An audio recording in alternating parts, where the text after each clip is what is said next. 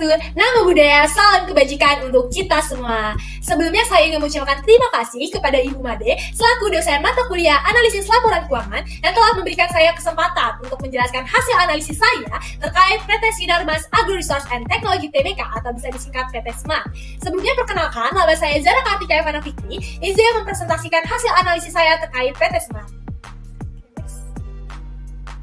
Berikut adalah daftar isi yang memberikan gambaran mengenai apa sih yang akan saya jelaskan ke depannya, dimulai dari gambaran perusahaan dan diakhiri dengan analisis cash flow.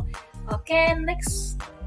Oke, sekarang kita masuk ke gambaran perusahaan. Jadi PT Sinar Mas Agro Resource dan Teknologi Tbk adalah salah satu perusahaan agribisnis terkemuka di Indonesia yang telah berhasil mengubah kelapa sawit menjadi lebih dari sekedar komoditas gitu. Nah, maksudnya dari sekedar komoditas apa sih? Artinya PT ini tuh tidak hanya memanen kelapa sawit lalu dijual apa adanya seperti buah kelapa sawit segar gitu, tapi mereka mengolah kelapa sawit ini menjadi produk-produk yang bernilai tinggi seperti biodiesel untuk energi dan minyak goreng untuk konsumsi, sehingga kelapa sawit ini tidak hanya diperlakukan sebagai barang mentah gitu, melainkan menghasilkan produk jadi yang lebih bermanfaat dan menguntungkan seperti itu. Oke, next. Oke, sekarang kita masuk ke sejarah perusahaan. Jadi pada awal tahun 60-an, Indonesia itu menghadapi banyak masalah dalam mengolah sumber daya alamnya, terutama dalam sektor agribisnis gitu. Jadi kelapa sawit itu masih dikelola secara sendiri-sendiri, tidak terorganisir dalam suatu sistem yang rapi sehingga kurang efisien. Dimana pada masa itu kelapa sawit itu belum diolah dan dimanfaatkan secara optimal, meskipun itu adalah salah satu komoditas utamanya gitu. Keberlangsungan teknologi dan efisiensi dari produksi itu masih jauh dari harapan. Kemudian pada tahun 1962, Sinar Mas Group, konglomerat terbesar di Indonesia, itu melihat peluang besar untuk maju di tengah upaya pemerintah Indonesia untuk meningkatkan sektor agribisnis dan pertanian untuk menjadi lebih kompetitif lah gitu di pasar internasional. Sehingga pada tahun 1962 mereka mendirikan PT Maskapai Perkebunan Sumcama Padang Halaban. Pada tahun 1996 mereka mengubah namanya menjadi PT Sinar Mas Agro Resource and Technology Tbk. Nah, perubahan itu bukan hanya pergantian nama aja, tetapi juga menunjukkan perubahan besar dalam arah dan cakupan bisnis mereka yang lebih menekankan pada inovasi teknologi dan keberlanjutan dalam industri kelapa sawit tersebut gitu. Nah, kemudian seiring berjalannya waktu, awal tahun 1992, perusahaan itu membuat saham di Bursa Efek Indonesia dan meningkatkan kapasitas dari pabriknya gitu. Nah, selain itu perusahaan juga memperkuat struktur finansialnya melalui berbagai strategi seperti mengkonversi utang menjadi ekuitas dan meningkatkan kapasitas dari biodieselnya gitu. Nah, hasil akhirnya adalah PT Smart itu menunjukkan dirinya gitu sebagai pemain utama dalam industri kelapa sawit global dengan penjualan bersih itu 75 triliun dan laba bersih itu 5,5 triliun pada tahun 2022. Bahkan pada tahun 2023, PT Smart itu menerima penghargaan bergensi gitu untuk inovasi dan keberlanjutan dalam industri biodiesel. Seperti itu. Oke, next. Oke, sekarang kita masuk ke struktur organisasi dan ada fun fact wow-nya nih. Jadi sebenarnya untuk struktur organisasi itu tidak ada yang berbeda dengan beberapa perusahaan lain gitu. Tapi ada fun fact wow-nya di sini nih terkait pendirian perusahaan ini. Jadi PT Sinar Mas Agro Resource dan Teknologi Tbk adalah bagian dari Sinar Mas Group yang didirikan oleh pengusaha sukses asal Indonesia yaitu Eka Cipta Wijaja, di mana pada tahun 2018 menurut majalah Globe Asia, Eka Cipta Wijaja ini tercatat sebagai orang terkaya kedua di Indonesia dengan kekayaan sekitar 13,9 miliar US dollar gitu. Nah, dengan latar belakangnya tersebut, PT Smart itu punya modal yang kuat dan jaringan bisnis yang luas, dan juga nama besar pendirinya pun ikut membawa kepercayaan investor dan mitra bisnis sehingga tumbuh menjadi perusahaan kelapa sawit terbesar di Indonesia seperti itu. Oke, next. Oke, sekarang kita masuk ke produk perusahaan. Nah, seperti sudah saya jelaskan juga sebelumnya bahwa PT Smart itu tidak hanya memanen kelapa sawit lalu langsung dijual, tetapi menghasilkan beberapa produk bermanfaat. Yaitu yang pertama ada minyak goreng, di mana PT Smart itu menghasilkan berbagai varian minyak goreng berkualitas tinggi seperti ada Vilma dan Kunci Mas yang sudah familiar gitu di mata masyarakat. Kemudian yang kedua ada margarin, di mana PT Smart juga menghasilkan produk yang sangat penting dalam industri kuliner. Kemudian yang ketiga ada oleokimia. Jadi selain itu PT Smart itu juga membuat berbagai oleokimia yang sangat penting gitu untuk industri kimia dan kosmetik yang digunakan dalam pembuatan sabun, deterjen, dan lain sebagainya. Kemudian yang keempat ada biodiesel, di mana PT Smart itu juga memproduksi biodiesel sebagai salah satu alternatif energi yang ramah lingkungan gitu untuk mengurangi ketergantungan kita pada bahan bakar fosil. Kemudian yang terakhir ada minyak inti sawit atau bisa disingkat CPO. Jadi CPO itu adalah produk utama dari Smart yang diproses untuk memenuhi berbagai kebutuhan industri dan diekspor gitu ke pasar seluruh dunia seperti itu. Oke, next. Oke, sekarang kita masuk ke CSR. Nah, secara simpelnya, CSR itu adalah bentuk tanggung jawab perusahaan gitu terhadap masyarakat dan lingkungan sekitar, yang tujuannya adalah untuk menciptakan kesejahteraan bersama secara berkelanjutan gitu. Nah, untuk CSR di PT ini ada 3 bidang. Yang pertama adalah bidang sosial. Contohnya yaitu dengan melakukan kegiatan bakti sosial operasi katarak di berbagai pelosok wilayah. Salah satunya di daerah Kalimantan Barat. Nah, hasilnya adalah berhasil menyembuhkan 207 pasien katarak, sehingga program ini itu bisa membantu meningkatkan kualitas hidup pasien. Gitu. Yang kedua adalah di bidang pembangunan. Contohnya dengan berkontribusi dalam pelantikan 10 proyek pembangkit listrik yang menghasilkan total 555 megawatt dan menyerap lebih dari 4.000 karyawan. Nah, hasilnya adalah memberikan konektivitas daya ke 21.926 rumah tangga yang sebelumnya itu tidak memiliki akses daya, sehingga membuka peluang juga untuk pengembangan pendidikan dan ekonomi di lokasi terpencil. Seperti itu. Oke, next. Oke, yang ketiga ada di bidang lingkungan, yaitu ditunjukkan dalam program desa dengan mengadakan pemberdayaan ekonomi. Nah, tujuan itu adalah untuk mengubah gitu cara orang membuka lahan dengan membakar menjadi lebih produktif gitu lewat pertanian dan industri kreatif. Nah, salah satu hasil akhirnya adalah dengan membantu IKM Tunas Harapan dalam memanfaatkan limbah tali sabuk menjadi kerajinan dan mencapai pendapatan hingga 10 juta per bulan. Nah, terakhir saya akan menyampaikan fun fact kerennya nih terkait CSR ini, di mana perusahaan itu menerima penghargaan Indonesia Best CSR Award with Outstanding Program in Forest Conservation dari Warta Ekonomi, serta meraih penghargaan Top CSR Award 2020 sebagai bukti keberhasilan program CSR ini. Boleh next.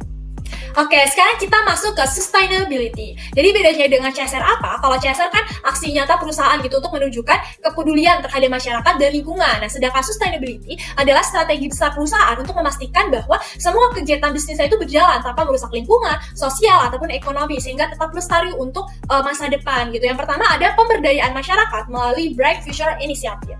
Jadi untuk meningkatkan kualitas hidup masyarakat di sekitar wilayah operasionalnya, PT Smart itu meluncurkan program Bright Future pada tahun 2023. Nah, program ini tuh bukan sekedar bantuan aja, tetapi investasi sosial untuk meningkatkan ketahanan ekonomi masyarakat, mengembangkan keterampilan lokal, dan menjaga kelestarian lingkungan juga gitu. Nah, salah satu hasil nyatanya adalah petani nanas di Riau, di mana dia berhasil mengolah produknya dan memperluas pasar gitu berkat dukungan program ini. Nah, yang kedua ada program sawit terampil untuk petani swadaya. Jadi program ini itu memberikan petani swadaya akses ke ilmu pertanian yang lebih berkualitas tinggi gitu. Nah, salah satu pencapaian yang signifikan adalah 270 petani di Aceh Utara itu berhasil memperoleh sertifikat RSPO seperti itu.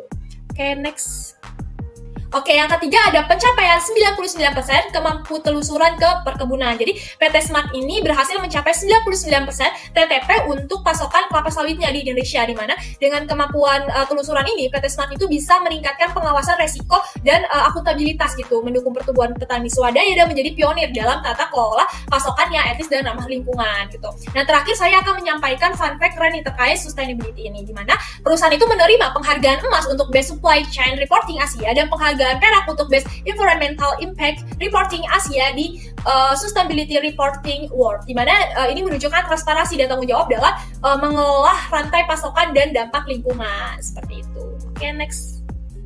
Oke, sekarang kita masuk ke akun unik yang ada di PT Smart, yaitu ada dua, aset biologis dan bibitan. Nah, yang pertama ada aset biologis. Jadi aset biologis adalah akun yang hanya ada di perusahaan-perusahaan agrikultur seperti perusahaan perkebunan kelapa sawit. Contohnya di perusahaan Smart, di mana aset biologis ini itu berupa tanda buah segar atau TBS kelapa sawit yang masih ada di pohon dan belum dipanen. Nah, kenapa sih akun ini itu unik dan berbeda dari akun-akun lain di perusahaan pada umumnya? Yang pertama, karena nilainya itu terus berubah tergantung pada musim, kondisi alam, dan harga pasar. Jadi tidak seperti aset tetap misalnya gedung atau mesin yang nilainya itu kan cenderung turun perlahan, tapi nilai aset biologis itu bisa naik atau turun dengan cepat. Yang kedua adalah tidak ditemukan di perusahaan biasa, di mana akun itu hanya muncul di bisnis-bisnis yang berhubungan dengan pertanian, perkebunan, ataupun peternakan, tempat di mana ada tanaman atau hewan yang tumbuh dan berubah nilai seiring waktu. Kemudian yang ketiga itu adalah sangat musiman dan bergantung pada alam. Jadi perusahaan manufaktur atau jasa itu tidak punya akun seperti ini karena mereka itu tidak tergantung pada proses alami dalam menghasilkan produk. Jadi kesimpulannya adalah aset biologis adalah akun khas yang hanya dimiliki oleh perusahaan agrikultur dan membuat pencatatan keuangan mereka itu lebih kompleks gitu karena harus terus diperbaharui sesuai kondisi alam dan pasar. Nah, kemudian itu ada bibitan. Nah, salah satu akun unik dan hanya ada di perusahaan pertanian. Yang kedua adalah akun bibitan. Nah, akun itu mencatat tanaman muda, misalnya kelapa sawit yang masih ada di tempat pembibitan dan belum ditanam di lahan produksi utama. Nah, kalau bibitnya itu tumbuh dengan baik dan siap ditanam, maka status itu berubah menjadi tanaman belum menghasilkan, yaitu tanaman yang sudah dipindahkan ke lahan tetapi belum menghasilkan buah. Namun jika ada bibit yang rusak, gagal tumbuh atau tidak bisa ditanam gitu, maka biayanya itu dianggap kerugian dan langsung masuk ke laporan laba rugi perusahaan. Nah, akun itu menarik karena mencerminkan tahap awal dari proses produksi tanaman, sesuatu yang tidak ada di perusahaan manufaktur atau jasa. Industri seperti ini biasanya langsung mencatat bahan baku atau aset tetap, tapi di agribisnis proses pembibitan saja sudah menjadi bagian penting dari akuntansi, seperti itu. Oke, next. Oke, sekarang kita masuk ke analisis horizontal, di mana analisis horizontal ini ada dua. Yang pertama ada analisis laporan laba rugi dan analisis laporan posisi keuangan. Di mana secara simpelnya analisis horizontal itu adalah cara membandingkan laporan keuangan dari waktu ke waktu untuk melihat perubahan yang terjadi. Nah, tujuannya apa sih? Tujuannya adalah untuk mengetahui apakah keuangan perusahaan itu membaik atau memburuk dan bisa melihat tren jika jangka waktunya itu adalah 5 tahun. Seperti itu. Oke, next. Oke, untuk laporan laba rugi, yang pertama ada penjualan mengalami penurunan. Jadi bisa dilihat bahwa di tahun 2023, penjualan bersih PT Smart itu turun dari 75,4 triliun itu menjadi 66,53 triliun. Seperti yang dijelaskan dalam CLK nomor 26, penurunan 11,35% ini itu disebabkan oleh harga rata-rata penjualan minyak sawit dan produk turunannya yang rendah di pasar global gitu. Nah, di mana kondisi ini itu berdampak pada penurunan laba usaha sekitar 77%. Dan ini bisa menurunkan profitabilitas perusahaan dan menurunkan kinerja keuangan. Dan menurut pendapatan saya pribadi, yang terbaik adalah meningkatkan strategi ekspor ke negara-negara yang memiliki permintaan stabil dan mengembangkan produk turunan yang bernilai tambah yang tinggi gitu, sehingga masalah seperti itu bisa diatasi, seperti itu. Oke, next. Oke, yang kedua ada kenaikan beban umum dan administrasi. Jadi bisa dilihat di sini bahwa biaya administrasi dan umum PT Smart Tbk itu meningkat dari 1,3 triliun menjadi 1,41 triliun, terutama karena naiknya gaji, tunjangan karyawan, dan layanan TI. Nah, berdasarkan data dari CLK, kenaikan ini tentu menekan laba operasional perusahaan. Dan menurut saya, untuk mengatasi hal ini, perusahaan itu perlu mengurangi biaya yang kurang penting, seperti perjalanan dinas dan rapat offline itu bisa digantinya dengan sistem yang lebih online, sehingga dapat membantu meningkatkan efisiensi dan menghemat biaya tanpa mengganggu kelancaran dari operasionalnya. Oke, next. Oke, sekarang kita masuk ke rugi selisih kurs yang menurun. Jadi bisa dilihat bahwa pada tahun 2023 rugi selisih kurs PT Smart itu turun dari 171,06 miliar itu menjadi 164,99 miliar atau berkurang sekitar 3,55%. Nah, penurunan ini itu menunjukkan adanya perbaikan dalam pengolahan resiko nilai tukar dan kemungkinan dampak dari stabilitas kurs rupiah terhadap mata uang asing. Nah, meskipun kerugian selisih kurs itu masih terjadi, tren ini tuh patut diapresiasi karena membantu mengurangi beban dan operasional perusahaan. Dan menurut saya pribadi, penguatan strategi dari lindung nilai dan pengolahan dari eksposur mata uang asing itu adalah kunci untuk menjaga stabilitas finansial di masa yang akan datang. Oke, next. Oke, sekarang kita masuk ke lain-lain bersih yang mengalami kenaikan. Jadi bisa dilihat bahwa pendapatan lain-lain bersih itu naik dari 770,16 miliar pada tahun 2022 itu menjadi 816,09 miliar pada tahun 2023 atau meningkat sekitar 5,96%. Nah, peningkatan ini itu berasal dari aktivitas yang tidak berhubungan langsung dengan operasional utama. Berdasarkan yang saya analisis seperti keuntungan dari penjualan aset dan aset biologis. Nah, hal ini itu menunjukkan bahwa perusahaan itu mampu memanfaatkan sumber pendapatan alternatifnya, dan menurut saya penting bagi PT Smart ini untuk terus mempertahankan dan memperluas sumber pendapatan non-operasional sebagai bentuk diversifikasi dan perlindungan dari resiko penurunan pendapatan utama. Oke, next. Oke, sekarang kita masuk ke beban pajak yang mengalami penurunan nih. Jadi bisa dilihat bahwa beban pajak PT Smart itu mengalami penurunan yang signifikan dari 1,30 triliun pada tahun 2022 menjadi 191,02 miliar pada 2023, turun sebesar 85,32%, dan menurut saya ini angka yang cukup besar ya. Nah, penurunan itu sejalan dengan merosotnya laba sebelum pajak yang bisa mengindikasikan bahwa penurunan tajam dalam profitabilitas perusahaan. Nah, dalam jangka pendek hal ini mungkin itu memberikan kelonggaran kas, namun secara keseluruhan itu mencerminkan melemahnya kinerja keuangan, dan saya percaya bahwa peningkatan efisiensi dan kinerja operasional itu sangat penting agar apa? Agar perusahaan itu dapat meningkatkan kembali laba dan kontribusi fiskalnya. Oke, next. Oke, selanjutnya ada pendapatan bunga yang mengalami penurunan nih. Jadi bisa dilihat bahwa pendapatan bunga itu menurun dari 119,44 miliar itu menjadi 56,12 miliar pada tahun 2023 atau turun itu sebesar 53,061%. Dan penurunan ini itu menurut saya disebabkan oleh turunnya saldo kas dan setara kas dari 2,48 triliun menjadi 1,64 triliun seperti yang dijelaskan dalam CLK 2T. Nah, hal ini itu membuat kontribusi pendapatan bunga hanya 0,08% terhadap total penjualan berjalan bersih. Dan saya percaya bahwa untuk meningkatkan pendapatan operasional, perusahaan itu perlu mengolah arus kas itu menjadi lebih strategis dan mempertimbangkan diversifikasi portofolio keuangan jangka pendek yang bisa lebih produktif seperti itu. Oke, next. Oke, sekarang kita masuk ke laporan posisi keuangan, yaitu terjadi penurunan pada aset biologis. Jadi bisa dilihat di sini bahwa aset biologis tanah buah segar atau TBS PT Smart itu mengalami penurunan sebesar 7,75% dari 305,7 miliar menjadi 282 miliar. Nah, aset biologis ini adalah termasuk akun yang unik gitu, yang hanya ada di perusahaan agrikultur, contohnya PT Smart. Nah, penurunan ini itu disebabkan oleh turunnya harga pasar CPO dan juga volume produksi TBS yang tercatat turun menjadi 1.849.591 ton. Itu berdasarkan hasil analisis saya dari data di CLK. Nah, menurut saya penurunan itu berdampak pada total aset lancar dan laba perusahaan. Nah, saran saya perusahaan itu perlu meningkatkan pengolahan kebun supaya hasil panen itu bisa naik gitu, sekaligus menekan biaya produksi sehingga kondisi keuangan itu bisa lebih stabil ke depannya. Oke, next.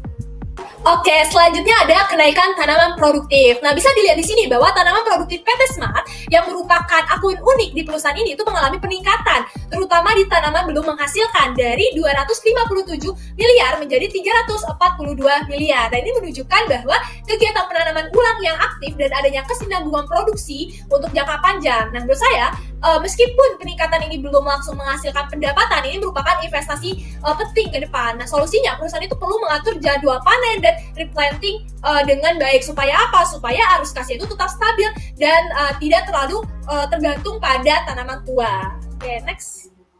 Oke, sekarang kita masuk ke penurunan jumlah aset. Jadi bisa dilihat di sini bahwa jumlah aset PT Smart menurun sebesar 0,77% dari 42,60 triliun pada akhir 2022, kemudian menjadi 39,72 triliun pada akhir 2023. Nah, menurut analisis saya, penurunan ini terutama berasal dari turunnya aset lancar seperti kas, piutang, dan aset biologis serta terbatasnya investasi baru gitu. Nah, kondisi ini dapat mempersempit ruang gerak perusahaan itu dalam melakukan ekspansi atau penambahan kapasitas produksi. Dan saya menyarankan agar perusahaan itu bisa lebih mengoptimalkan aset tetap dan kebun yang sudah ada untuk meningkatkan efisiensi dan arus kas operasionalnya.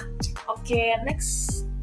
Oke, selanjutnya ada kenaikan persediaan. Jadi bisa dilihat bahwa persediaan itu meningkat dari 8,66 triliun pada tahun 2022 itu menjadi 8,77 triliun pada tahun 2023 atau naik sebesar sekitar 1,31%. Nah, peningkatan ini itu bisa menandakan adanya penumpukan barang jadi atau kenaikan volume produksi yang belum terserap oleh pasar. Jika tidak dikelola dengan baik, menurut saya tingginya persediaan itu dapat menimbulkan resiko penyusutan nilai dan tekanan terhadap arus kas.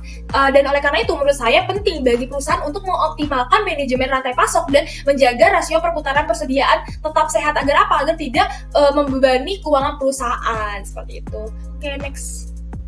Oke, selanjutnya ada goodwill yang tidak mengalami perubahan. Jadi bisa dilihat bahwa nilai goodwill PT Smart itu tetap berada di angka 22,23 miliar pada tahun 2023 dan sama seperti tahun sebelumnya, tidak ada perubahannya gitu. Ini menunjukkan bahwa perusahaan itu tidak melakukan akuisisi baru dan nilai dari akuisisi sebelumnya itu masih dianggap layak tanpa perlu dilakukan penurunan nilai atau impairment gitu. Meskipun nilainya itu kecil terhadap total aset, perusahaan itu tetap perlu secara rutin itu meninjau kembali gitu nilai wajar unit penghasil kasnya agar potensi kerugian akibat penurunan nilai itu dapat diantisipasi lebih awal seperti itu. Oke, next. Oke, selanjutnya ada liabilitas imbalan pasca kerja itu mengalami kenaikan. Jadi bisa dilihat bahwa liabilitas imbalan pasca kerja itu meningkat dari 365,40 miliar pada tahun 2022 itu menjadi 423,90 miliar pada tahun 2023 atau naik sebesar itu 16,01%. Nah, kenaikan ini itu menunjukkan adanya peningkatan kewajiban jangka panjang kepada karyawan gitu, baik karena pertambahan masa kerja maupun penyesuaian aktuarianya. Dan menurut saya penting bagi perusahaan itu untuk menjaga keseimbangan antara manfaat karyawan dan kesehatan keuangan jangka panjangnya. Dengan cara apa? Dengan cara mengelola program pensiun secara profesional dan efisien gitu. Nah, hal ini juga dapat memperkuat loyalitas dan hubungan gitu industrial di lingkungan perusahaan seperti itu. Oke, next. Oke, selanjutnya kita masuk ke analisis vertikal, yaitu berisi tentang analisis laporan laba rugi dan analisis laporan posisi keuangan. Nah, secara simpelnya, analisis vertikal adalah cara membaca laporan keuangan dengan melihat proporsi tiap pos terhadap totalnya dalam satu periode gitu. Misalnya, seberapa besar proporsi hutang, aset, pendapatan, atau biaya tertentu terhadap totalnya. Oke, next. Oke, sekarang kita masuk ke laporan laba rugi, yaitu ada laba usaha yang tipis. Nah, jadi kita bisa lihat di sini bahwa penjualan besi PT Smart pada tahun 2023 itu tercatat hanya sebesar 1,48 triliun atau sekitar 2,23% dari totalnya, yaitu 66,53 triliun. Seperti yang sudah dijelaskan dalam CLK 27 yang saya baca, bahwa beban pokok penjualan yang tinggi mencapai 59,769 triliun itu disebabkan oleh besarnya biaya bahan baku, kemudian ada tenaga kerja dan biaya transportasi. Nah, selain itu, meskipun penjualannya itu menurun dibandingkan tahun sebelumnya, beban penjualan itu tetap tinggi. Dan menurut saya, solusi terbaik untuk mengatasi masalah ini adalah dengan meningkatkan efisiensi lini produksi melalui investasi pada teknologi agrikultur yang tepat. Oke, next. Oke, yang kedua ada kontribusi pendapatan bunga yang tipis. Jadi, di sini terlihat bahwa pendapatan bunga PT Smart itu hanya menyumbang 0,08% dari total penjualannya pada tahun 2023 atau sekitar 56,1 miliar. Nah, menurut CLK 2T yang saya baca, ini disebabkan oleh penanaman dana sementara di instrumen keuangan jangka pendek. Nah, selain itu, jumlah kas dan setara kas yang menurun drastis dari 2,47 triliun menjadi 1,64 triliun juga menunjukkan penurunan pendapatan bunga. Nah, akibatnya apa? Perusahaan itu akan sangat bergantung pada operasi utamanya untuk menghasilkan pendapatan. Dan menurut saya solusi untuk tetap mendapatkan pendapatan non operasi yang signifikan adalah dengan meningkatkan pengolahan kas. Oke, next. Oke, selanjutnya ada beban umum dan administrasi yang tipis dari penjualan. Jadi bisa dilihat di sini bahwa pada tahun 2023, beban umum dan administrasi PT Smart itu tercatat sebesar 1,42 triliun atau setara dengan 2,13% dari total penjualan bersih. Nah, angka ini tuh meningkat dibanding tahun sebelumnya yang hanya sebesar 1,74%. Nah, kenaikan ini tuh mencerminkan adanya peningkatan terhadap beban operasional internal seperti gaji karyawan, kemudian aktivitas administrasi lainnya dan lain sebagainya. Dan dalam situasi penjualan yang sedang menurun, rasio itu menunjukkan bahwa biaya administrasi itu menjadi beban yang relatif lebih besar terhadap pendapatan. Dan menurut saya, perusahaan itu perlu mengendalikan pertumbuhan dari beban ini melalui apa? Melalui optimalisasi proses bisnis dan digitalisasi seperti itu. Oke, next. Oke, selanjutnya ada beban pokok penjualan yang cukup besar gitu. Jadi bisa dilihat di sini bahwa beban pokok penjualan itu menyerap 89,84% dari total penjualan bersih pada tahun 2023, naik dari 82,26% di tahun sebelumnya. Dan ini itu menunjukkan bahwa mayoritas pendapatan perusahaan itu dihabiskan untuk menutupi biaya produksinya, sehingga ruang bagi laba konten itu menjadi semakin sempit gitu. Nah, kenaikan ini tuh bisa berasal dari meningkatnya harga bahan baku, kemudian ada logistik dan lain sebagainya. Dan saya percaya bahwa peninjauan ulang terhadap struktur biaya serta pengembangan dari produk yang bernilai tambah tinggi itu menjadi langkah penting gitu untuk meningkatkan margin dan keberlangsungan dari usaha. Oke, next. Oke, selanjutnya ada beban pajak kini yang tipis. Jadi bisa dilihat di sini bahwa beban pajak kini itu hanya 0,15% dari penjualan bersih pada tahun 2023, turun tajam dari 1,57% pada tahun sebelumnya. Nah, penurunan ini tuh mencerminkan lemahnya laba sebelum pajak yang mengurangi kewajiban pajak secara signifikan. Meskipun kondisi itu bisa mengurangi tekanan kas dalam jangka pendek, namun hal itu bisa menunjukkan adanya pelemahan dalam daya laba perusahaan. Dan menurut saya pribadi, peningkatan efisiensi operasional dan diversifikasi pendapatan itu perlu diprioritaskan agar apa? Agar kontribusi fiskal perusahaan itu bisa kembali meningkat seiring dengan pemulihan dari kinerja tersebut. Oke, next. Oke, selanjutnya ada beban pajak tangguhan yang tipis. Jadi bisa dilihat di sini bahwa beban pajak tangguhan itu tercatat sebesar 90,96 miliar atau sekitar 0,14% dari penjualan bersih, sedikit menurun dari 0,17% pada tahun 2022. Nah, beban ini tuh mencerminkan pengakuan akuntansi atas perbedaan temporer yang akan berdampak di masa depan gitu. Jadi penurunan rasio ini tuh konsisten dengan turunnya laba sebelum pajak. Dan saya menilai bahwa perusahaan itu harus tetap menjaga transparansi dan kehati-hatian dalam pelaporan pajak, termasuk dalam perhitungan estimasi dan rekonsiliasi aset maupun kewajiban pajak tangguhan tersebut. Oke, next. Oke, sekarang kita masuk ke laporan posisi keuangan, yaitu adanya alokasi dana yang lebih banyak pada aset tidak lancar. Nah, bisa dilihat di sini bahwa aset tidak lancar PT Smart itu tercatat sebesar 20,57 triliun pada tahun 2023, jauh lebih besar dari aset lancarnya yang hanya 19,14 triliun. Nah, peningkatan nilai tanaman produktif dan perolehan aset tetap dalam laporan arus kas investasi itu menunjukkan komitmen perusahaan terhadap kemajuan jangka panjang. Nah, meskipun ini beresiko terhadap likuiditas jangka pendek, dampaknya akan memperkuat kestabilan aset untuk masa depan. Nah, menurut saya proyeksi arus kas yang matang akan membantu menyeimbangkan kebutuhan kas operasional dan investasi jangka panjang. Oke, next. Oke, yang kedua ada alokasi hutang yang lebih besar dari modal. Nah, bisa dilihat di sini bahwa pada tahun 2023, perusahaan itu tercatat memiliki liabilitas total itu sebesar 20,64 triliun, sementara ekuitas hanya 19,07 triliun. Nah, hal ini menunjukkan bahwa struktur pemodalan perusahaan itu lebih bergantung pada hutang. Nah, terlihat dari jumlah pinjaman dan obligasi jangka panjang yang tinggi. Nah, dalam laporan arus pendanaan, perusahaan itu juga membayar hutang dan dividen secara bersamaan, yang membuat peningkatan modal sendiri itu menjadi sulit. Oleh karena itu, resiko keuangan perusahaan itu meningkat, terutama jika terjadi gangguan pada arus kas. Saya itu menyarankan untuk memperkuat struktur modal perusahaan dengan memprioritaskan pelunasan hutang berbunga tinggi dan menunda pembagian dividen untuk sementara waktu. Oke, next. Oke, selanjutnya ada aset biologis yang menyumbang sedikit terhadap total aset. Jadi bisa dilihat di sini bahwa aset biologis itu hanya menyumbang 0,71% dari total asetnya pada tahun 2023 atau sebesar 282,02 miliar, sedikit turun dari 0,72% di tahun sebelumnya. Nah, aset ini tuh menggambarkan nilai tanaman yang masih dalam proses pertumbuhan yang penting dalam siklus produksi agribisnis gitu.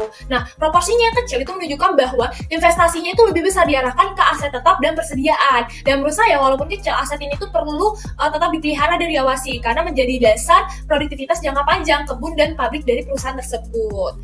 Oke, next. Oke, sekarang kita masuk ke beban accrual yang tipis. Jadi bisa dilihat di sini bahwa beban accrual hanya mencakup 0,96% dari total liabilitas dan ekuitasnya, yaitu sebesar 383,18 miliar, dan angka itu sedikit naik dari 0,87% pada tahun 2022. Nah, pos ini itu berisi kewajiban yang masih harus dibayar seperti bunga, gaji, atau beban lainnya. Nah, presentasi yang rendah itu menunjukkan bahwa perusahaan itu cukup disiplin gitu dalam menyelesaikan kewajibannya tepat waktu. Dan menurut saya menjaga beban accrual terendah adalah salah satu indikator positif gitu dalam manajemen arus kas dan pengendalian kewajiban dalam jangka yang pendek. Oke, next.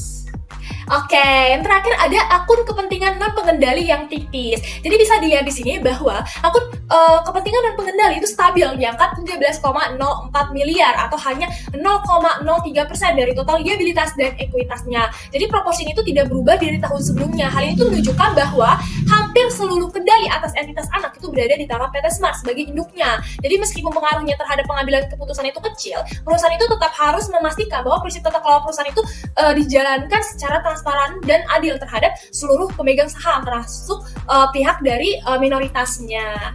Oke, next. Oke, selanjutnya kita masuk ke analisis rasio, di mana analisis rasio yang nantinya akan saya jelaskan itu ada 3. Yang pertama ada liquidity, solvency, dan profitability. Oke, next. Oke, sekarang kita masuk ke liquidity ratio atau rasio likuiditas. Jadi secara simpelnya rasio likuiditas itu adalah rasio yang mengukur apakah perusahaan ini memiliki cukup aset yang mudah dicairkan untuk memenuhi kewajiban segera atau tidaknya. Nah, yang pertama ada current ratio. Jadi simpelnya current ratio adalah rasio yang mengukur kemampuan perusahaan dalam memenuhi kewajiban jangka pendeknya dengan menggunakan aset lancar yang dimiliki. Nah, dari data yang sudah saya hitung sebelumnya, current rasio perusahaan di tahun 2023 itu tercatat sebesar 1,87, sedikit lebih rendah dibandingkan dengan 1,96 pada tahun sebelumnya. Nah, meskipun masih berada di atas batas aman yaitu lebih dari 1, penurunan itu menunjukkan bahwa perusahaan itu mungkin menghadapi tantangan dalam memenuhi kewajiban jangka pendeknya. Nah, agar analisisnya itu lebih efektif, rasio ini sebaiknya dihitung bersamaan dengan quick ratio untuk mengukur likuiditas tanpa bergantung pada persediaan. Nah, saya menyarankan perusahaan untuk menerapkan strategi manajemen persediaan yang lebih efisien dan menginvestasikan kelebihan kas ke instrumen atau proyek yang lebih produktif. Jadi perusahaan itu dapat meningkatkan efisiensi aset dan menjaga likuiditas yang sehat. Oke, next. Oke, sekarang kita masuk ke acid test ratio atau quick ratio. Jadi secara simpelnya, quick ratio itu untuk mengukur kemampuan perusahaan untuk memenuhi kewajiban jangka pendeknya dengan aset yang paling liquid seperti kas, piutang, surat berharga, dan lain sebagainya. Nah, di tahun 2023, quick ratio itu tercatat 1,01, sedikit lebih rendah dibandingkan 1,24 di tahun sebelumnya, yang menunjukkan penurunan likuiditas jangka pendek perusahaan dan standar ideal untuk bidang ini adalah lebih dari 1, sehingga termasuk aman. Meskipun masih aman, penurunan ini itu dapat menunjukkan resiko seperti penundaan penagihan piutang dan lain sebagainya. Nah, untuk analisis yang lebih lengkap, saya sarankan sebaiknya juga dilihat rasio perputaran piutangnya juga untuk mengurangi resiko ini. Menurut saya, perusahaan itu bisa mengoptimalkan pengolahan kas dan mempercepat penagihan piutang. Oke, next. Oke, sekarang kita masuk ke cash ratio. Jadi secara simpel, cash ratio itu mengukur kemampuan perusahaan untuk menutupi kewajiban lancarnya dengan kas dan setara kas yang tersedia. Nah, tahun 2023, cash ratio itu tercatat 0,16, turun dari 0,20 di tahun sebelumnya, yang menunjukkan hanya 16% kewajiban lancar yang didukung kas, jauh di bawah standar idealnya, yaitu 0,5. Nah, penurunan itu menunjukkan risiko likuiditas yang tinggi jika perusahaan membutuhkan dana mendesak gitu. Nah, untuk analisis yang lebih efisien, rasio ini sebaiknya digabungkan dengan quick ratio untuk menilai cadangan likuid tanpa persediaan. Dengan rasio kas yang rendah, perusahaan itu mungkin kesulitan dalam memenuhi kewajiban jangka pendeknya. Nah, menurut saya, untuk memperkuat posisi kas, perusahaan itu bisa menghentikan pengeluaran yang tidak penting, mempercepat penagihan piutang, dan mengoptimalkan anggaran agar lebih efisien. Oke, next. Oke, sekarang ada net working capital. Jadi secara simple, net working capital itu mengukur kemampuan perusahaan untuk memenuhi kewajiban jangka pendeknya dengan aset lancar yang dimiliki. Nah, dalam laporan ini, NWC itu turun dari 11.604.256 di tahun 2023 menjadi 8.915.726. Yang menunjukkan penurunan kapasitas likuiditas jangka pendek. Meskipun masih tetap positif, penurunan itu menunjukkan bahwa meskipun perusahaan itu masih memiliki stabilitas keuangan, ada kemungkinan bahwa aset lancar itu tidak digunakan secara optimal, seperti kas yang menganggur atau stok yang menumpuk. Nah, untuk analisis yang lebih efektif, NWC ini sebaiknya dihitung bersamaan dengan perputaran modal kerja. Jika tidak dikelola dengan baik, hal ini itu bisa menyebabkan perusahaan itu kehilangan peluang investasi. Dan menurut saya, solusi terbaik adalah dengan meningkatkan manajemen kas, mempercepat siklus konversi kas, dan mengalokasikan dana itu lebih banyak ke investasi yang memberikan hasil yang optimal. Seperti itu. Boleh next? Oke, selanjutnya ada rasio kas terhadap aset lancar. Jadi secara simpelnya, rasio kas terhadap aset lancar itu mengukur persentase aset lancar yang tersedia dalam bentuk kas, tarakas, atau surat berharga yang mudah dicairkan. Nah, dalam laporan ini, rasio tersebut itu tercatat 0,09, turun dari 0,10 di tahun sebelumnya, yang menunjukkan bahwa hanya sebagian kecil aset lancar yang benar-benar liquid. Nah, nilai ini itu berada di bawah standar idealnya, yaitu 0,2 sampai 0,5, yang menunjukkan bahwa perusahaan itu mungkin kesulitan untuk memenuhi kebutuhan keuangan yang mendesak. Nah, untuk analisis yang lebih efektif, saran saya, rasio ini tuh sebaiknya dihitung bersamaan dengan rasio kas dan quick ratio untuk menilai kesiapan likuiditas tanpa bergantung pada stok gitu. Karena kekurangan kas siap pakai, bisnis itu bisa beresiko mengalami gangguan operasional. Dan menurut saya, untuk meningkatkan posisi likuiditas, perusahaan itu perlu mengoptimalkan penagihan piutang, mengontrol pengeluaran, dan meningkatkan manajemen arus kasnya. Oke, next. Oke, selanjutnya ada rasio kas terhadap hutang lancar. Nah, secara simpel, rasio kas terhadap hutang lancar mengukur kemampuan perusahaan untuk membayar kewajiban jangka pendeknya hanya dengan menggunakan kas, setara kas, dan surat berharga yang paling liquid. Nah, dalam laporan ini, rasio itu tercatat 0,16, turun dari 0,20 di tahun sebelumnya, yang menunjukkan bahwa hanya 16% dari utang lancar yang dapat dilunasi secara langsung, jauh di bawah standar idealnya, yaitu lebih dari 0,5. Nah, penurunan ini tuh dapat meningkatkan tekanan likuiditas jika terjadi kewajiban yang mendesak. Nah, untuk analisis yang lebih efisien, menurut saya rasio itu sebaiknya dipadukan dengan quick ratio dan cash ratio untuk memberikan gambaran yang lebih jelas gitu tentang kesiapan kas jangka pendeknya. Nah, dengan rasio yang menurun, perusahaan itu bisa beresiko menghadapi krisis kas. Dan menurut saya, untuk menjaga kemampuan bayar tetap stabil, perusahaan itu perlu memperkuat manajemen arus kasnya, meningkatkan saldo kas, dan mengawasi pengeluaran dengan ketat. Boleh next? Oke, sekarang kita masuk ke inventory turnover. Jadi secara simpel, inventory turnover itu mengukur seberapa sering bisnis itu menjual dan mengganti inventarisnya dalam jangka waktu tertentu. Nah, dalam laporan ini, rasio itu tercatat 6,86, turun dari 7,69 di tahun sebelumnya, menunjukkan sedikit penurunan efisiensi manajemen persediaan. Nah, rasio idealnya itu yang bervariasi, itu tergantung pada industri, itu biasanya kisaran antara 5 hingga 10, yang berarti perusahaan itu masih menunjukkan kinerja yang baik. Namun, penurunan ini tuh bisa menunjukkan perputaran stok yang melambat, yang beresiko meningkatkan biaya penyimpanan. Nah, untuk analisis yang lebih lengkapnya, menurut saya, rasio ini sebaiknya dikombinasikan dengan Days Inventory Outstanding atau DO untuk mengevaluasi rata-rata dari hari penyimpanannya jika stok itu menumpuk atau kadaluarsa. Hal itu dapat mengurangi profitabilitas. Dan menurut saya, solusinya adalah dengan menggunakan prediksi permintaan yang lebih akurat, meningkatkan efisiensi rantai pasokan, dan mengoptimalkan sistem manajemen persediaan. Oke, next. Oke, sekarang kita masuk ke Day Sales in inventory. Jadi secara simple, days sales in inventory atau DS itu mengukur rata-rata waktu yang dibutuhkan perusahaan untuk menjual seluruh inventarisnya. Nah, dalam laporan ini DS itu tercatat 52,47 hari, naik dari 46,84 hari tahun sebelumnya, yang menunjukkan perputaran stok yang melambat gitu. Nah, peningkatan ini tuh dapat meningkatkan biaya penyimpanan dan memperbesar resiko barang menjadi usang meskipun masih dalam batas efisiensi of industry, yaitu antara 30 sampai 60 hari. Nah, untuk analisis yang lebih lengkap, menurut saya DS ini sebaiknya dihitung bersamaan dengan inventory turnover yang sebelumnya dihitung, karena penurunan perputaran stok itu dapat mengurangi efisiensi dari operasional. Dan untuk mempercepat penyerapan produk di pasar, saya menyarankan untuk menggunakan strategi just in time, peningkatan promosi, dan mempelajari pola permintaan agar lebih tepat sasaran. Boleh next. Oke, sekarang kita masuk ke solvency. Jadi secara simpelnya, rasio solvency itu adalah rasio yang mengukur seberapa banyak perusahaan itu dibiayai oleh hutang dan apakah perusahaan itu mampu melunasi hutang tersebut di masa depan atau tidak. Seperti itu. Yang pertama ada debt to asset ratio. Jadi secara simpel, debt to asset ratio atau DAR mengukur seberapa besar sih aset perusahaan yang dibiayai oleh hutang. Nah, dalam laporan ini, DAR itu tercatat sebesar 0,0068 pada tahun 2023, menurun dari 0,095 pada tahun sebelumnya. Nah, rasio rendah itu mencerminkan bahwa perusahaan itu lebih mengandalkan modal sendiri dibandingkan dengan hutang dalam menjalankan operasionalnya. Meskipun ini merupakan sinyal positif bagi investor dan kreditor, analisis rasio ini sebaiknya dilengkapi dengan rasio lainnya, seperti debt to equity untuk memahami gambaran keuangan secara menyeluruh. Dan untuk mempertahankan kinerja ini, saran saya perusahaan itu dapat terus mengelola biaya operasionalnya secara efisien dan menjaga kestabilan laba ditahan. Oke, next.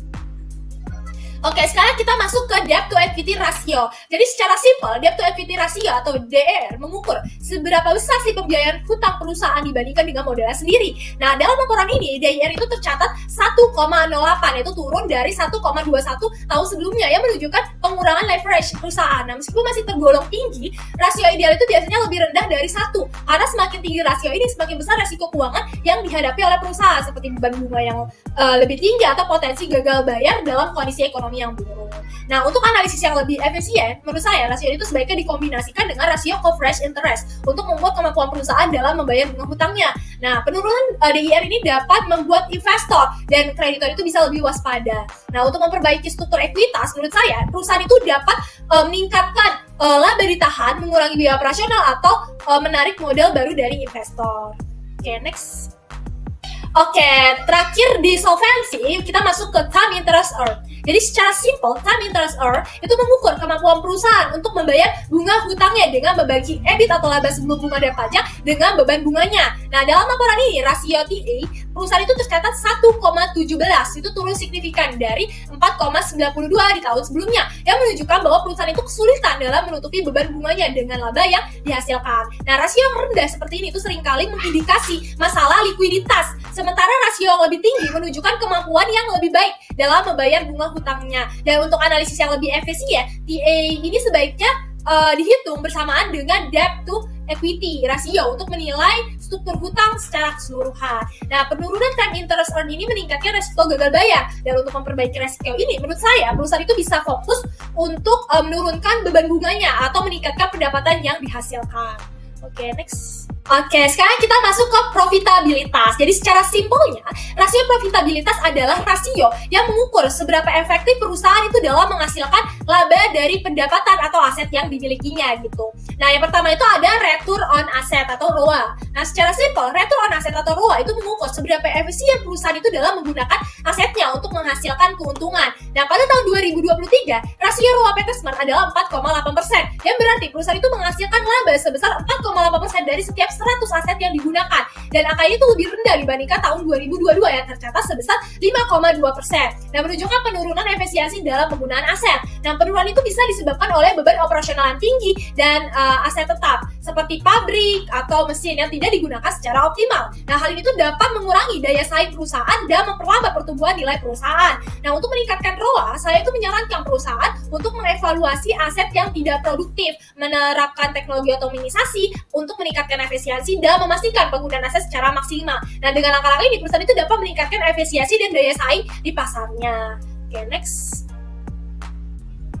Oke, kita masuk ke return on equity atau disebut juga sebagai ROE. Jadi secara simpel, return on equity itu adalah untuk mengukur seberapa besar sih laba yang dihasilkan perusahaan dari setiap 100 rupiah yang diinvestasikan oleh pemegang saham. Nah, pada tahun 2023, PT Smart itu mencatatkan ROE sebesar 4,8% yang menunjukkan laba sebesar 4,8 rupiah untuk setiap 100 rupiah yang diinvestasikan. Nah, rasio ini tuh lebih rendah gitu dari standar ideal yang biasanya itu di atas 8% dan juga jauh lebih rendah dibandingkan dengan ROE tahun 2022 yang mencatat 28,6%. Nah, penurunannya tajam itu bisa disebabkan oleh turunnya laba bersih atau meningkatnya jumlah modal tanpa adanya peningkatan laba yang signifikan. Dan hal ini tuh dapat membuat investor itu kehilangan minat karena hasil investasi yang mereka dapatkan terlihat menurun. Nah, untuk memperbaiki situasi ini, saya menyarankan agar PT Smart itu segera fokus pada peningkatan efisiensi operasional, pengurangan biaya yang tidak perlu, dan penyesuaian struktur permodalan. Agar apa? Agar modal yang tersedia itu dapat digunakan lebih efisien untuk meningkatkan keuntungan bagi pemegang saham. Oke, next. Oke, selanjutnya kita masuk ke total asset turnover. Nah, secara simpel, rasio perputaran aset itu menunjukkan seberapa efektif PT Smart ini menggunakan asetnya untuk menghasilkan pendapatan. Nah, pada tahun 2023, rasio itu mencapai 1,6 kali ya, berarti perusahaan itu menghasilkan 1,6 kali lipat pendapatan dari setiap 1 rupiah aset yang dimiliki. Nah, dalam industri kelapa sawit yang padat modal, rasio perputaran aset antara 1 dan 2 itu dianggap wajar dan efisien. Namun, ada penurunan signifikan yang dibanding dengan rasio 2,3 kali pada tahun 2022 yang menunjukkan bahwa PT Smart ini belum memanfaatkan asetnya sebaik tahun sebelumnya. Nah, menurut saya penurunan ini tuh dapat mengurangi produktivitas dan memperlambat pertumbuhan pendapatan jika dibiarkan. Dan untuk memperbaiki hal ini, saya menyarankan agar PT Smart itu mengevaluasi kembali strategi penggunaan asetnya, meningkatkan penggunaan aset tetap, dan memperkuat sistem distribusi serta produksi dengan bantuan teknologi. Nah, dengan langkah ini perusahaan itu dapat meningkatkan rasio perputaran aset dan mendorong kinerja penjualannya. Oke, next. Oke, sekarang kita masuk ke working capital turnover. Jadi secara simpel, rasio perputaran modal kerja PT Smart pada tahun 2023 adalah 6,5 kali, yang berarti setiap 1 rupiah modal kerja yang dimiliki perusahaan dapat menghasilkan 6,5 rupiah dalam penjualannya. Nah, rasio itu menunjukkan bahwa modal kerja perusahaan itu dimanfaatkan dengan efektif untuk operasi dan penjualannya. Namun, ada sedikit penurunan dibandingkan dengan tahun 2022 yang memiliki rasio 7 kali.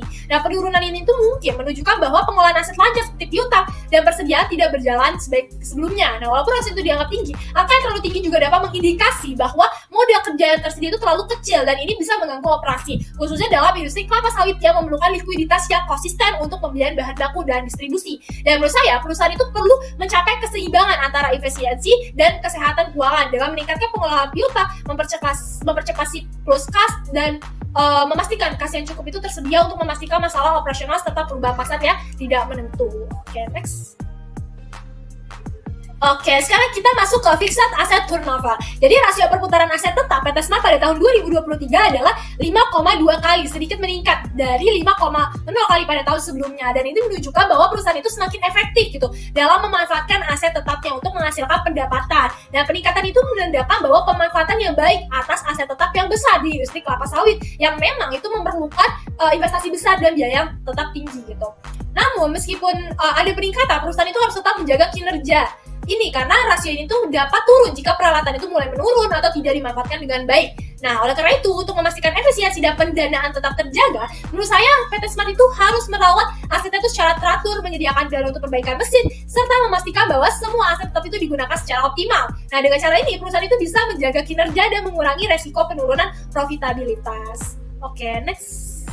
Oke, sekarang kita masuk ke gross profit margin. Jadi gross profit PT Smart pada tahun 2023 tercatat sebesar 10,2%, mengalami penurunan signifikan dibanding dengan 17,7% pada tahun sebelumnya. Nah, penurunan itu menunjukkan adanya tantangan gitu dalam pengelolaan biaya produksi yang berpengaruh pada kemampuan perusahaan ini untuk menghasilkan laba kotor yang optimal dari penjualannya. Nah, idealnya margin kotor di industri kelapa sawit itu berada di atas 15% untuk mencakup biaya operasional dan memastikan profitabilitas. Nah, faktor-faktor seperti kenaikan biaya bahan baku dan energi serta persaingan yang semakin ketat itu dapat menjadi penyebab utama penurunan ini. Dan untuk mengatasi hal tersebut, menurut saya Smart ini perlu fokus pada peningkatan efisiensi produksi, melakukan penyesuaian harga jual, dan berinovasi dengan produk bernilai tambah tinggi untuk memperbaiki margin keuntungan serta mengurangi tekanan biaya yang ada.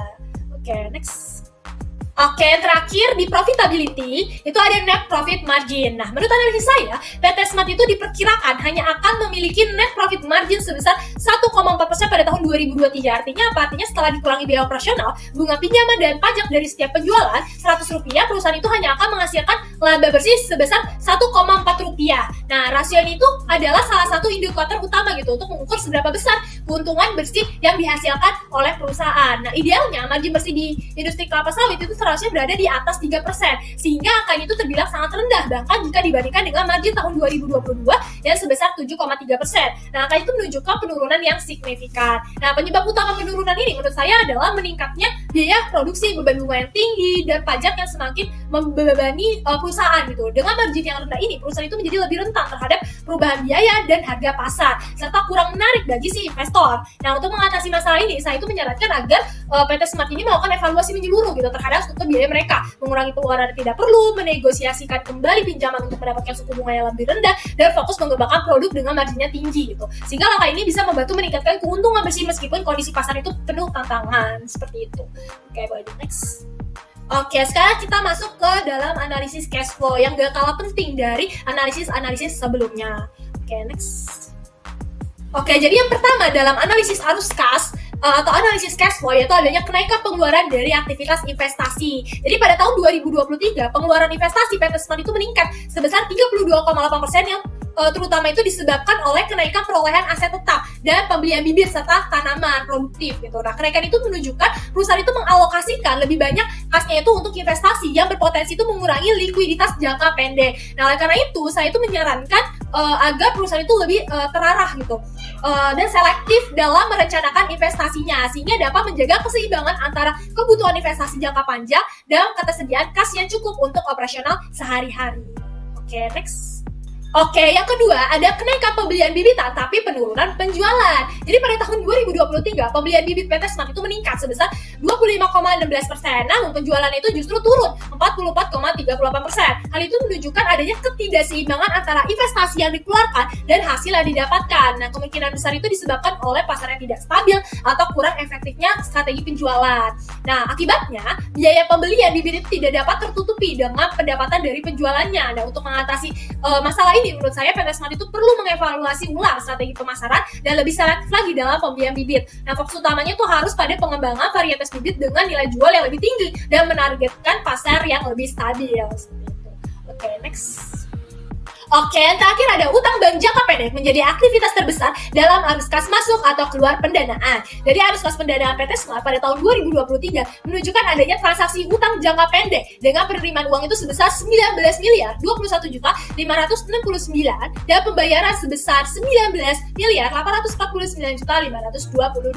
Dan ini tuh menunjukkan bahwa perusahaan itu sangat bergantung pada pinjaman jangka pendek untuk mendanai operasionalnya yang biasa itu meningkatkan resiko kekurangan uang tunai. Dan saya menyarankan agar perusahaan itu mulai mengurangi ketergantungan pada utang jangka pendek dan beralih ke sumber pendanaan yang lebih stabil seperti menerbitkan obligasi jangka menengah atau menggunakan keuntungan yang diperolehnya itu untuk membiayai kegiatan bisnis di masa depan. Oke, next. Oke, selanjutnya ada kesimpulan dari saya nih. Jadi, hasil analisis itu menunjukkan bahwa PT Smart itu menghadapi tantangan keuangan sepanjang tahun 2023. Nah, penurunan pendapatan dan naiknya beban pokok penjualan yang menyebabkan labanya itu turun drastis gitu. Nah, meskipun perusahaan itu meningkatkan investasi jangka panjang di aset tetap dan tanaman produktif, total asetnya itu menurun terutama pada aset biologis dan kas. Likuiditas itu masih aman, tetapi posisi kasnya itu rendah dan profitabilitas itu melemah dibanding tahun sebelumnya. Nah, tetapi menurut saya meski menghadapi tekanan jangka pendek, PT Smart itu tetap menunjukkan komitmennya untuk ekspansi jangka panjang melalui investasi berkelanjutan. Nah, upaya itu menunjukkan bahwa perusahaan itu tidak hanya fokus pada hasil jangka pendek, tetapi juga mempersiapkan pertumbuhan berkelanjutan di masa depan. Seperti itu. Oke, next. Oke, di sini ada daftar pustaka yang saya gunakan untuk melakukan analisis terhadap PT Smart ini. Dari sini juga saya lampirkan uji Turnitin di mana saya mencapai angka 11% dan ini masih di bawah batas maksimum yaitu 30% yang sudah Ibu tetapkan. Jadi termasuk aman. Oke, next. Baik, itu saja yang ingin saya sampaikan. Mudah-mudahan hasil analisis saya bisa berguna bagi pemangku kepentingan. Sekian, terima kasih.